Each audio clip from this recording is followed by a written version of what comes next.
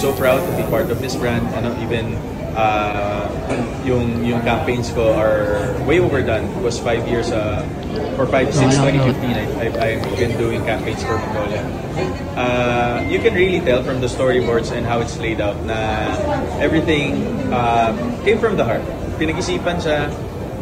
And the campaign team and of course Sir Elmer made it really personal.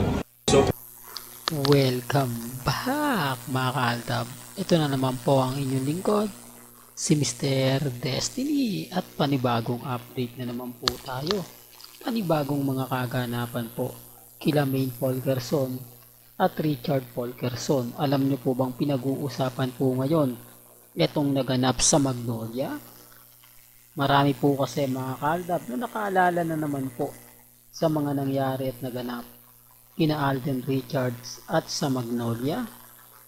Sa mga hindi po nakakaalam at sa mga taong wala pong alam, ang buong istorya at buong kwento na talaga naman pong totoo at naganap at nangyari, na hindi po may isasang tabi na lang po mga kaaldab, na ang Magnolia ang kauna-unahang endorsement nila Mengay at ni Alden Richards na nag-click. At dito po mga kaaldab, nagsama-sama ang pamilya ni Mengay at ni Alden Richards. Issue na naman yan, Mr. Destiny.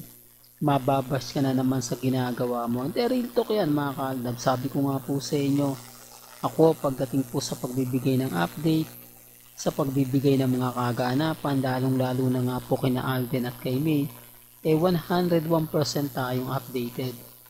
Di po ba? Taliwas po sa mga sinasabi at komento po nila. Yan naman po yung kagandahan nyo po eh. Di po ba? Na pagka nandito kayo sa channel ni Mr. Destiny, lahat po ng mga gusto nyo pong mapakinggan, mapanood, 101% yan.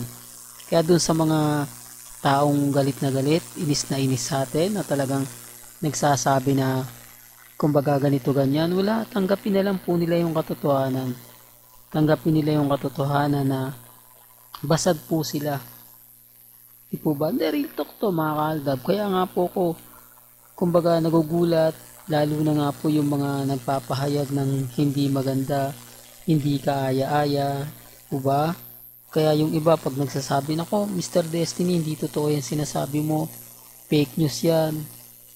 Hindi na tayo kumikibo kasi alam po natin eh. Alam natin yung istorya na kumbaga kahit anong sabihin po nila, kahit anong ipaliwanag po nila, wala eh. Di po ba? Basta ako andun po yung point mga kaaldab na hindi tayo basta-basta nagpapa-apekto. Hindi tayo basta-basta nagpapatalo. Kasi kumbaga buong kwento, buong istorya po ang kinukuha po natin. Dahil kung ano po yung mga nagaganap at nangyayari pagdating po kila Mengay at kay Alden, hindi po tayo affected. Real talk. Kaya nga yung iba, kapag nagsasabi ng ganito, nagsasabi ng ganyan, hinahayaan lang natin. Kasi alam naman po natin mga kaaldab na never po tayong kumbaga matatalo.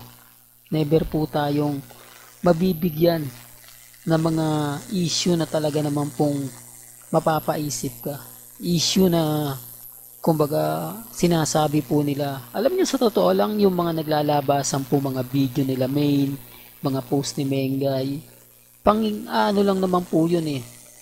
Matatagal na po yun na binabalik lang po nila.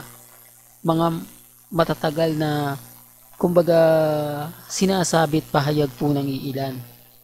Hindi po ba real talk mga kaaldab? Yung video po na napanood nyo kay Mengay, hindi naman po yun yung pinakalas eh. Naalala nyo yung post ni Mengay noon?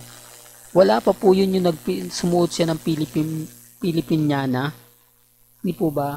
Inedit lang po nila yon. Pero sabi ko nga po sa inyo, sino yung mas papaniwalaan po ninyo? Ang mga taong gumagawa ng mga edited video o sila po mismo?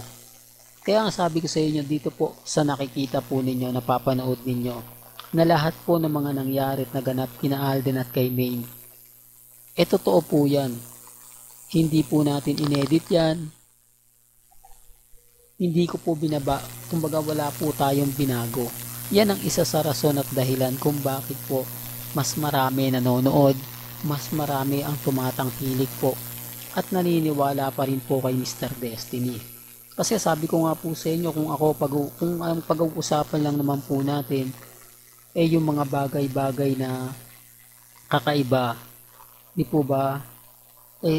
Wala na, di po ba? Sabi ko nga po dun sa mga taong bitter po sa atin, sa mga taong nagsasabi na walang katotohanan yung mga sinasabi ko, okay lang po yun. Di po ba? Ang importante lang naman po kung ano yun yung mga nababasa ninyo, kung ano yung napapanood ninyo, napapakinggan, di po ba? Real talk. Kumbaga, hayaan nyo lang. Kasi hindi naman po talaga tayo, o hindi naman po talaga pwedeng masabi na tayo po yung walang connection Di po ba? Affected lang po sila sa mga naririnig po nila. Affected po sila kapag ang Aldab ang pinag-uusapan. Yan lang naman po yung po pwede nilang gawin mga kaaldab. Yan lang yung po pwede nilang sabihin.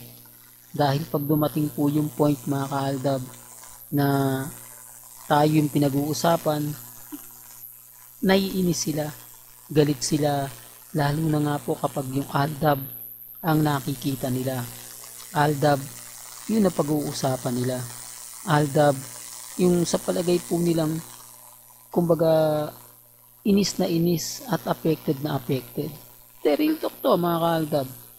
Kaya nga po sabi ko sa inyo, ang dami pong update, ang daming ganap, ang daming mga nagsasabi na hindi Mr. Destiny, kumbaga fake news ka, lahat ng mga sinasabi mo walang katotohanan, okay lang po yun.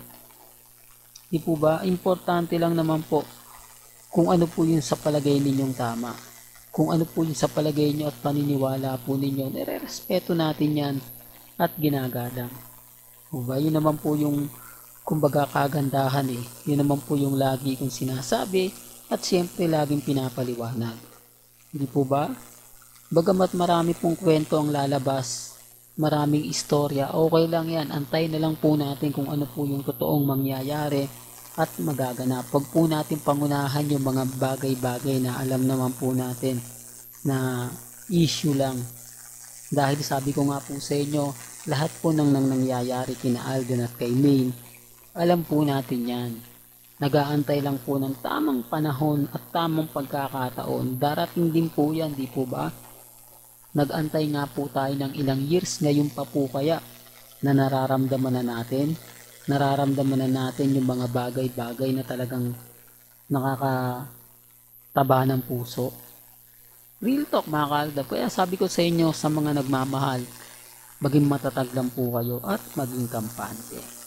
Hanggang dito na lang po ang ating latest updates. Kaya kung gusto niyo pa po ng pinaka-latest at sariwang update, abay tumutok lang po kayo dito po sa channel ni Mr. Destiny para updated po kayo sa mga bago at sa mga latest na i-upload po natin maya-maya lang. Kaya kung bago ka lang sa channel na to at isa kang true-blooded Aldab Nation na nagmamahal kina Meli at Isoy, tama po ang channel na pinuntahan mo, kaya consider na po kitang bagong subscriber. At huwag mong kalimutang i-share ang mga video po natin sa mga mami, sa mga titas, at sa mga senyor. Hanggang sa muli, salamat po sa panonood at pakikinig.